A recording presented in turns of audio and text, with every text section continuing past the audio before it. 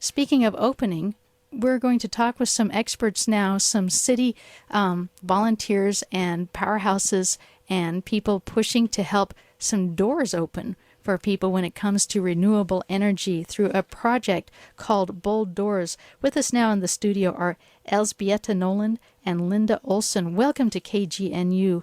And can you start, let's start with you, Elzbieta. What is the project that's happening right now? Well, the project is called Bold Doors, and it's an initiative that was conceived a year ago by Linda and myself, two volunteers working as business consultants with the Center for Resource Conservation in Boulder. The project is designed to help the CRC divert doors, which are the number one hard to recycle item in their resource yard division, ending up in the landfill. So we have conceived this idea and got a lot of local artists involved in creating a competition and exhibition that will take place this summer, inviting artists to create works of art from unwanted doors and start a multi-year initiative called SMART to find other hard-to-recycle objects that could be turned into art. Well, you know, Elzbieta, I've seen some of these doors online at your Bold Doors website. They're gorgeous. They're these doors that have been decorated in all kinds of ways. And Linda Olsson, can you tell us more about these doors? There's just an amazing potential for doors. We see doors becoming visual works of art. We see them transformed into other items entirely. Just an amazing potential with any kind of door. We're opening this to cabinet doors, refrigerator doors, entry doors, outside doors, gates. Anything that functions as a door can be converted into a work of art. And can we use these doors? Could we use one of these as a door? They're so beautiful. I can't imagine actually turning a knob and opening a door that's this pretty. Well, wouldn't it be fun if you could drive around Boulder and see all kinds of wonderful doors on buildings? We think that very much they can, and we'd like to encourage more of that. All right, so these could be used as works of art that are hung on a wall, but actually you're going to be looking for doors that can be doors. Absolutely. Is one way to do it. Now, how did you get involved in this project?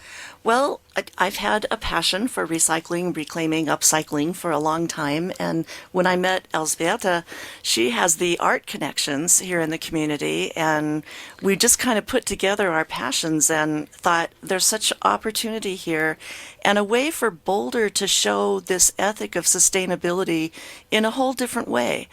We're so known around the world even for the way we think here, but we haven't seen as much in the connection with the art world as we think is possible with all the great talent here.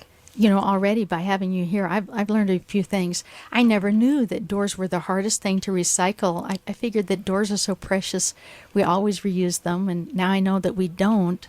And also, I didn't realize that the Center for Resource Conservation that's over on Spruce Street in Boulder is connected to the Resource 2000 yard that's over on Arapahoe and 64th. Okay. 64th. But that's where you can go if you want to enter this contest, I suspect, and go find some wonderful recycled materials to start making your door. That's right. They have hundreds and hundreds, if not thousands, of doors out there. There's a good selection of all kinds of different doors to choose from. And we should remind people that if they register first, they'll get a gift certificate to the yard that will either pay for or help pay for the cost of that door. Now, some of the doors I saw online, is the website, if you Google Bold Doors Boulder, I think you get to the website. I think so, or www.conservationcenter.org/bolddoors. So any of those things will get you there. What I saw were some rather old-looking wooden doors, the kind that we all covet, that had been decorated with paint. They'd been decorated with objects that are found objects. They were very beautiful in these ways. And I imagine that you could get most of those supplies at the Resource 2000 Center, except for the paint. Quite a few, and sometimes you can even find paint there. Really, so that you can find all that there. So artists, take notice that this would be a thing that you can do. You've also mentioned, Elzbieta, that you would like to see these doors not only created, but you'd like to find good homes for them.